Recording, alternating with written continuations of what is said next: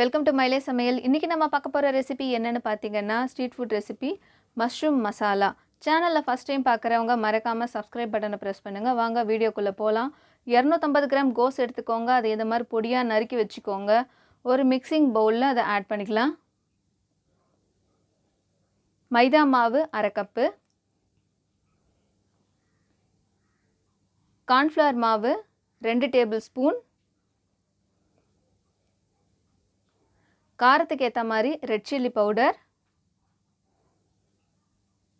தனியா தூள் 1 teaspoon, garam masala 1 table spoon, salt தேவையான அளவுக்கு, இஞ்சி பூண்டு பேஸ்ட் போடலாம். இப்போ இத நல்லா mix பண்ணி விடலாம். இது பிசையறதுக்கு தண்ணி வேண்டாம். கோஸ்ல இருக்கிற தண்ணியே போதும்.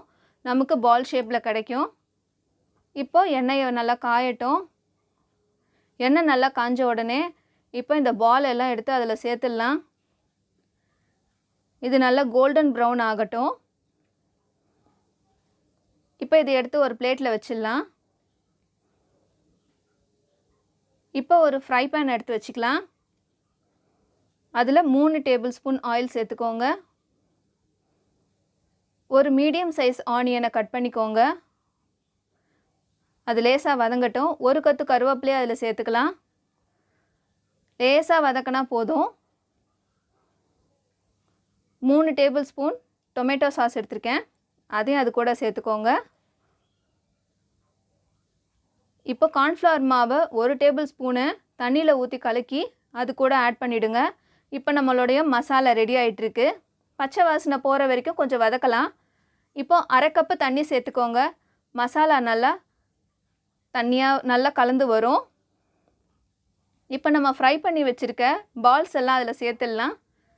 இப்போ நல்லா கொஞ்சம் கலரி விட்டோன்னா பால்ஸ் எல்லாம் கொஞ்சம் நல்லா ஸ்மாஷ் பண்ணி விடணும். அப்போ அந்த மசாலாவோட சேர்ந்து நல்ல ஒரு டேஸ்ட் கொடுக்கும். இதை ஒரு ஸ்லோ ஃப்ளேமில் வச்சு 10 நிமிஷம் வதக்கி விட்டானாலுமே போதும். அவ்வளோதான், நம்மளுடைய மஷ்ரூம் மசாலா ரெடி ஆயிடுச்சு. இதுக்கு மேலேயே கொஞ்சம் ரா ஆனியன்ஸ் போட்டுட்டு கொத்தமல்லி தூவி விட்டுட்டோன்னா சூப்பராக இருக்கும்.